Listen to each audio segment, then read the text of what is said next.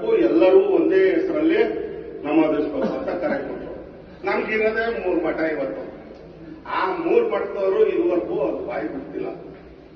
ಬಾಯಿ ತೆರೆದು ನಮ್ಮ ಜನಾಂಗವನ್ನ ಸಂಘಟನೆ ಮಾಡೋ ದೃಷ್ಟಿಯಿಂದ 3 ಜನನು ಒಂದೇ ವೇದಿಕೆ ಅಡಿಯಲ್ಲಿ ಪತ್ರಿಕಾಗೋಷ್ಠಿ ನಡೆಸಿ ನಮ್ಮಲ್ಲಿ ಎಷ್ಟೇ ಒಳ ಪಂಗಡಗಳಿರಲಿ, ಉಪಜಾತಿಗಳಿರಲಿ, ಅವರೆಲ್ಲ ಒಕ್ಕಲಿಗ ಅಂತ ಬರ್ಸಿ ಅಂತ ಇಷ್ಟರೊಳಗಡೆ ಆಗ್ಲಿ ಕರೆ ಕೊಡಬೇಕಾಗಿತ್ತು.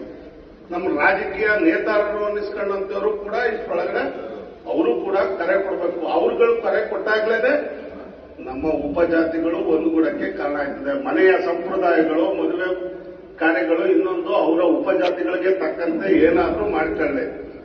ಆದ್ರೆ ಒಕ್ಕಲಿಗ ಅನ್ನೋ ಹೆಸರಲ್ಲಿ ಒಗ್ಗಟ್ಟಾಗಬೇಕಾಗಿರುವಂತ ಕೆಲಸವನ್ನ ನಮ್ಮ ಮಠಾಧೀಶರು, ನಮ್ಮ ರಾಜಕೀಯ ನೇತಾರರು ಕೂಡಲೇ ಪತ್ರಿಕಾಗೋಷ್ಠಿಯನ್ನ ಕರೆದು ಕರೆ ಕೊಡಬೇಕು ಅಂತ ನಾನು ಒತ್ತಾಯನೂ ಮಾಡ್ತೀನಿ.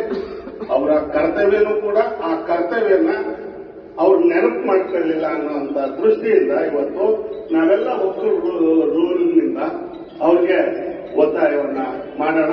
ಮುಂದಿನ ವಿಚಾರಗಳನ್ನ, ನಿಮ್ಮ ಅಭಿಪ್ರಾಯಗಳನ್ನ, ಬೇರೆ ಅನ್ಯ ವಿಚಾರಗಳಿಗೆ ಅವಕಾಶ ಇದೆ. ಸಂಘಟನೆಯ ದೃಷ್ಟಿಯಿಂದ ಸಂಘಟನೆಗೆ ಸಂಬಂಧಪಟ್ಟಂತೆ ಮಾತ್ರ